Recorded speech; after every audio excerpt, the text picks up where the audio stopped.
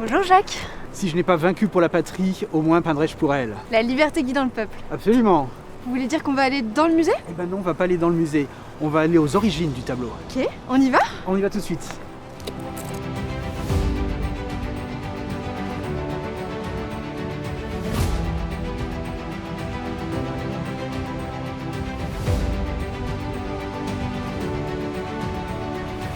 Une chose assez fascinante, c'est que aujourd'hui ce tableau, La liberté guidant le peuple, c'est devenu presque un symbole de la Révolution française, alors que pourtant il n'a pas du tout été peint pour représenter la Révolution française, mais bien les Trois Glorieuses.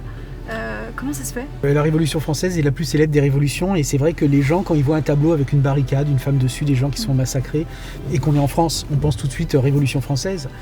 Et non, c'est la Révolution de 1830, qui est une des nombreuses révolutions du 19e siècle.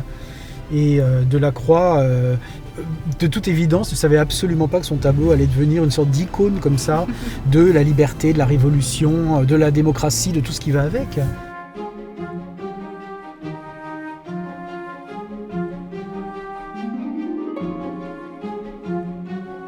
Et donc là, on est dans les jardins de l'appartement de Delacroix. Oui, il s'est installé à partir de 1857, il est resté à peu près 6 ans. Moi, ce que je trouve vraiment intéressant, c'est que comme c'est un artiste qui représente la modernité, il a choisi aussi des reliefs qui sont des reliefs hyper classiques. Il est à la fois hyper moderne et il adore vraiment ce qui s'est fait dans le passé.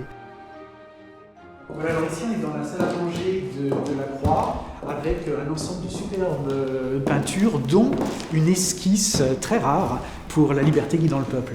Incroyable. On peut voir finalement les premières idées de projet pour cette peinture et les choses aussi qui ont changé. Ah oui, complètement. Il avait l'habitude de faire ça, d'ailleurs, des dessins, des esquisses.